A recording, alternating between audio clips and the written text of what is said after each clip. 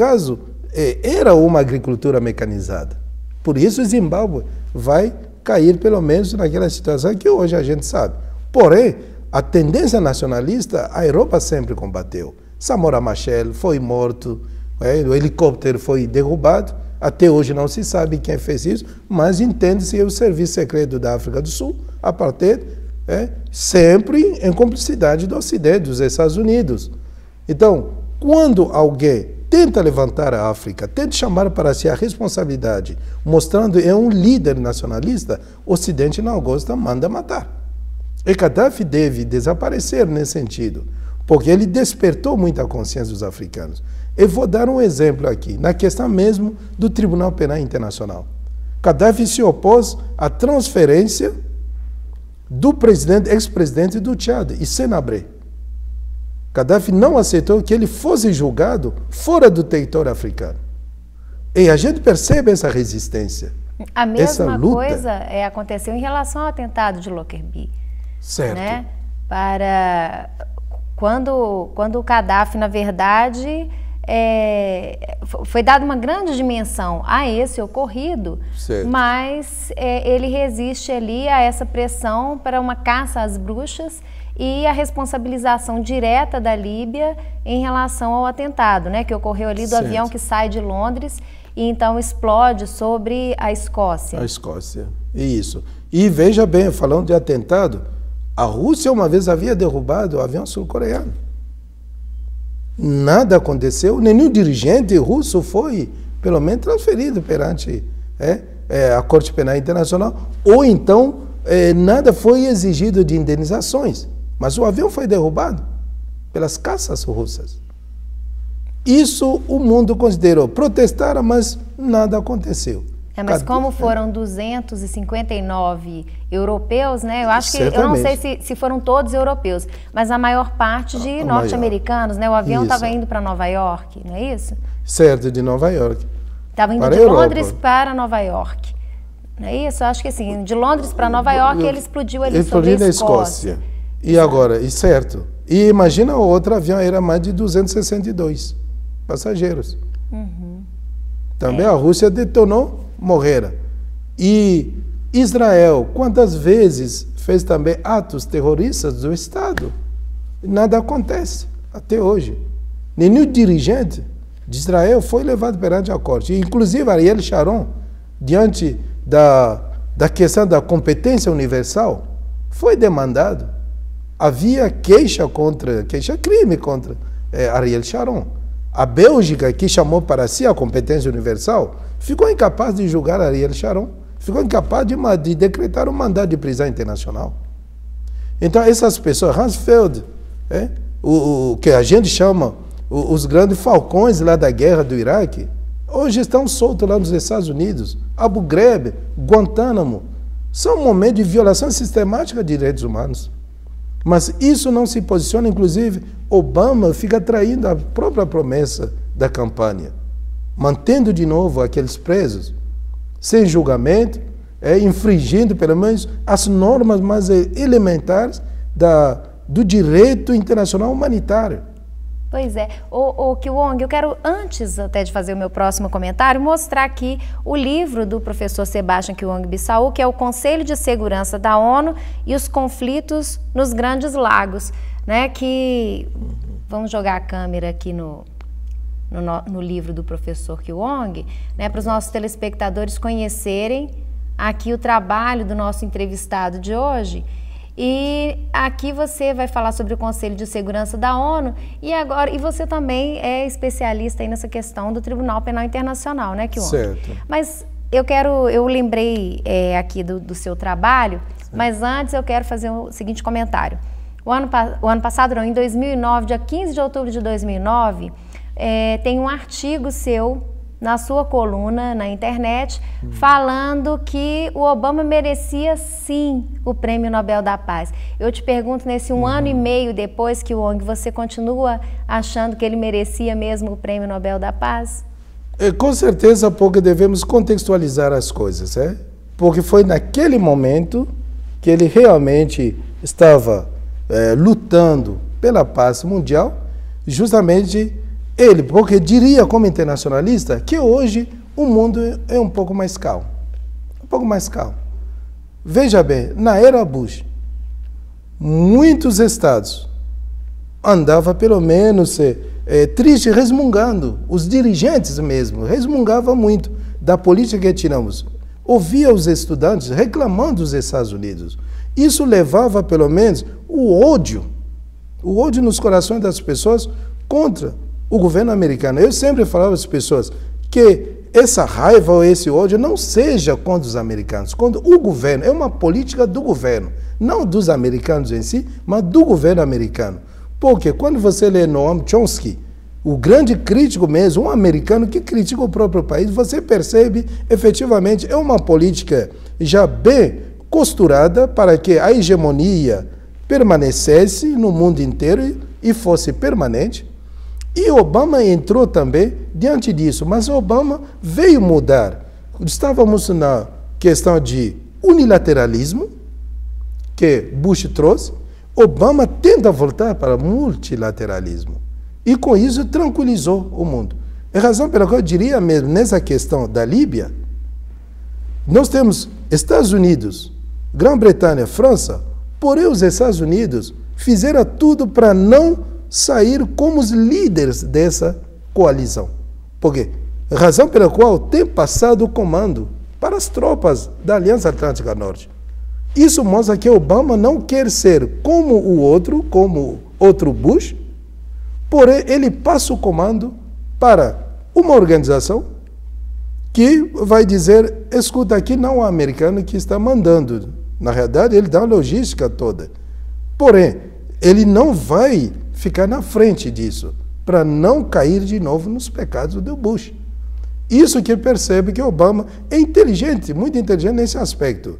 Transfere o comando para outras potências e os Estados Unidos não ficam na frente desse movimento. Mas consegue fazer muito pouco com o parlamento republicano, né? Justamente, isso também que a gente percebe. Agora, diante disso que a gente percebe a dificuldade que Obama tem de se impor. Porque você não tem maioria no parlamento. Os republicanos começaram a retomar e os americanos têm essa tendência, tem que sempre se mostrar um presidente firme e forte. Temos essa visão nos filmes dele, do Rambo, Tu sempre tem que vencer. O americano que vence. Nunca é derrubado. E sempre ele que vai vencer, mesmo o fraco estando no chão, vai dar o tiro certeiro para poder mostrar que ele venceu, o herói. Então, essa visão que ele tem de uma hegemonia do império e que deve ser permanente. E Obama não tem muita manobra no Congresso. Não tem muita manobra. Então, ele tenta fazer uma diplomacia nesse sentido. Agora, de ponto de vista direito internacional, ele está voltando ao multilateralismo. Isso. E outra coisa, outra diferença com o Bush. Obama foi ao Conselho de Segurança da ONU. Então, os Estados Unidos pediram a resolução no Conselho. Bush foi à guerra do Iraque sem ouvir o Conselho. Então, ele procurou o quê? O amparo jurídico, o amparo legal, para dizer, conforme o artigo 24 da Carta de São Francisco, que é a Carta da ONU, então os Estados devem sempre transferir esse poder de autorizar uma guerra ao Conselho de Segurança, mediante resolução. E se a resolução está lá, então o Conselho autorizou. É isso que ele fez. Mostrar, não são os Estados Unidos que estão indo sozinhos, pelo contrário, aqui nós temos a chancela mesmo, a autorização do Conselho de Segurança, com isso nós podemos atacar a Líbia. E atacar a Líbia, ele mostra, não são os Estados Unidos que estão na frente disso, porém na primeira semana estava lá, mas ele diz, transferimos o comando para outros, para não sempre mostrar os Estados Unidos tentando matar a árabe, tentando matar os muçulmanos. E com isso vai provocando a raiva de todo mundo. Então isso o quê? É o multilateralismo. Estou trabalhando com os outros. Inclusive os 27 estados da União Europeia concordaram, agora estão aí apoiando. Agora, o que nós vamos usar como meios são meios da Aliança Atlântica Norte que nós usamos na Sérvia, usamos na Bósnia. Então, para acabar com aquela guerra lá, nos balcões eles levaram a mesma coisa, a mesma filosofia. É verdade. Eu diria isso. Então, ele tentou ficar fora desse movimento, para não dizer, veja mais uma vez os Estados Unidos, para provocar a raiva do mundo. Ô Kyung, eu quero aproveitar a sua presença aqui para a gente tratar de uma outra questão ali também na África, que, como eu acabei de ler aqui sobre o subtítulo do seu livro, né, que fala sobre os conflitos nos Grandes Lagos, eu queria saber o seguinte, como é a sua visão da aproximação do continente africano com a China? Porque a gente está falando aqui desde o início do programa dessa reserva que a África tem, que os povos africanos têm em relação ao Ocidente, que sempre estiveram ali presentes, explorando, né, os países africanos, retirando as riquezas naturais sem dar nada em troca. Pelo contrário, estimulando um conflito interminável ali entre os povos africanos e que hoje ainda tem muito problema com a miséria aí no mundo. Né? Então, como que você avalia hoje essa aproximação dos povos africanos com a China? A China não está se tornando uma nova Europa ali para os povos africanos? Isso, obrigado, Tatiana. É uma pergunta pertinente que realmente a gente deve ressaltar aqui essas relações bilaterais, multilaterais que existem entre a África e a China, os Estados africanos e a China. E também um dos pontos que é fundamental para justificar até a presença do Ocidente na Líbia. Porque Gaddafi abriu o mercado para a China, abriu o mercado para a Índia, abriu o mercado para o Brasil. Gaddafi foi claro. Se continuar no poder, o mercado do petróleo seria agora, ou vai ficar nas mãos da Índia, do Brasil e da China e Rússia. Então, praticamente, descartou a possibilidade de ter firmas ou transnacionais europeias. Quanto a essa aproximação China-África, veja bem, no momento que a China lançou o convite aos países africanos para iniciar a primeira conferência África-China, muitos estados africanos responderam ao convite. Se não me engano, 49 dos 53 estados. 49 foram. O que não acontecia quando a Europa convidava os presidentes africanos. Podia ter 27, 38 chefe de Estado, o resto são chefe do governo ou primeiro-ministro.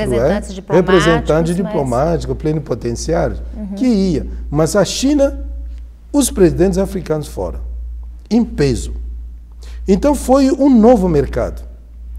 Eu vi uma entrevista, até estava assistindo uma entrevista de um vice-presidente do Banco Mundial que é africano de Camarões, é um opositor a Paul Biya, que é presidente de Camarões. E ele mostrou efetivamente que a África precisava desse mercado. E eu concordo, não chama isso de uma nova colonização da África pela China. A China não entra na África para colonizar. Essa é uma visão europeia de tentar diabolizar a China para dizer, veja, eles estão lá agora para colonizar a África. Eu pergunto, Tatiana, o que a Europa fez durante esses 50 anos? Ele também, o vice-presidente, lá desafiou a entrevistadora dizendo, me mostra uma via express, me mostra uma estrada que a Europa, a França, fez entre Douala e Yaoundé. Por outro lado, mostra qual guerra a China começou nesses últimos 100, 200 anos. Isso, tem um grande escritor francês que dizia, Jean-Philippe, o sobrenome no momento não me lembro, ele dizia que no momento que a China vai acordar, o resto do mundo vai temer. Quando a China acordar, o mundo vai temer. Então, é isso que está acontecendo. A China acordou e eles começam a temer. O Ocidente começa a temer. O que acontece? Na verdade, a China faz um contrato ganhão-ganhão. Você ganha, eu ganho. O tipo de contrato que ele fez com o meu país. Tatiana, vou dizer para vocês. Eu nasci justamente nesses anos 60. Sou filho da independência do país. A gente viu a ditadura de Mobutu. Mas o contrato que a China fez hoje com o Congo, que era de 9 bilhões de dólares, O Fundo Monetário Internacional, as instituições de Bretton Woods, entraram no meio, tentaram atrapalhar, que era uma nova dívida do Congo, tudo isso, interferiram tanto que a China baixou e ficou para 6 bilhões. Mas em pouco tempo que o Kabila já tem feito no Congo, Mobutu não fez isso em 40 anos, mas o Mobutu foi sustentado pela Europa. O que está acontecendo hoje, que a China está fazendo na África, a infraestrutura, que é fundamental para o desenvolvimento. O que acontecia? Nós tínhamos pelo menos um tripé, que era ou você, Estado africano, vai fazer acontecer a democracia nos moldes da Europa, e depois você vai fazer o tipo de desenvolvimento que nós queremos com o dinheiro emprestado, e a outra coisa é respeitar os direitos humanos. Então, havia esse tripé condicionando. Hoje colocaram mais um quarto elemento dizendo boa governança. O que eles chamam de boa governança, eu não sei. Um ditador que está lá no poder, recebe dinheiro da Europa vários anos, e quando ele não quer mais, os interesses são prejudicados, porque aquele ditador começa a chamar a China, então melhor tirar. Tudo era condicionado com a questão sempre de direitos humanos. E hoje nós estamos vendo eles que violam direitos humanos em Abu Ghraib, violam direitos humanos em Guantánamo, violam direitos humanos com imigrantes, com ciganos romenos na Europa, tudo isso. Então, é um contrato que vale para a África. Eu concordo com isso. A China não está indo lá como uma nova colonizadora, ou como uma nova visão de colonizar a África, pelo contrário, de levantar a África na questão econômica, construir infraestruturas. O que a China fez no meu país? Nesse contrato de 6 bilhões, mas não passa pelos dirigentes africanos para corromper mais dirigentes africanos. O dinheiro passa pelos bancos chineses. Ele leva todo o equipamento, trabalha com as equipes que estão lá. Nós sabemos, há também uma fraqueza na questão de infraestrutura na África, muitas falhas, muitos grupos que poderiam ganhar o mercado, mas não tem equipamento suficiente para construir a estrada, do jeito que nós queremos, que os trabalhos possam avançar. Então a China leva tudo, leva também operários, mas numa proporção que não possa, pelo menos, prejudicar a mão de obra interna. Você ganha, eu ganho. Então, se você recebe o primeiro lote, por exemplo, 500 milhões de dólares, a China libera, com facilidade dizendo, eu preciso de recursos naturais, porque a China quer manter o patamar de uma economia mundial para competir com os Estados Unidos. E quais são os principais recursos que a China busca ali, especialmente no Congo? No Congo. É o coltan? Busca o coltan, eu não chamo esse coltan, que provoca a guerra no leste, mas que são transnacionais europeias que estão lá. A Grã-Bretanha, inclusive, vou ressaltar aqui para telespectadores, se recusou a fornecer a lista das transnacionais que participam da exploração e dos recursos naturais do Congo. Então a gente percebe isso. Tem coltan, tem diamante, tem ouro, tem zinco, tem cobalto. A China precisa disso. E o Congo tem urânio também. Os americanos estão de olho nisso para que não caia nas mãos de Al-Qaeda ou então de outros grupos. Isso eles evitam. Mas a China busca essa matéria-prima. Então, em troca de você dar, por exemplo, 70 mil toneladas de coltan ou de zinco, e ele te dá 500 milhões e constrói a estrada. A China vai construir no Congo mais de 2.340 mil quilômetros de estrada. Vai construir 4 universidades modernas no Congo. Reabilitar 35 postos de saúde, o que a Europa não fez. Ela entrega, na verdade, a China tem entregue o serviço pronto. Né? Diferente de uma ajuda, quando vem uma ajuda europeia, que passa ali ainda pelas lideranças e esse dinheiro acaba se perdendo nas mãos dos corruptos. Né? Então a China está impedindo esse caminho atravessado e já ali fornecendo o próprio serviço. Seria isso? Seria, claro. E também aquele dinheiro emprestado, por exemplo, do Fundo Monetário Internacional, podemos subtrair 20% que fica nas mãos daquele que vão mandar para você como expert. Para poder, pelo menos, tocar os projetos. Só projetos, o projeto que eles vão oferecer, 20% vão pagar aquela mão de obra deles. Já fica com eles. E depois, eles te emprestam $1, você vai devolver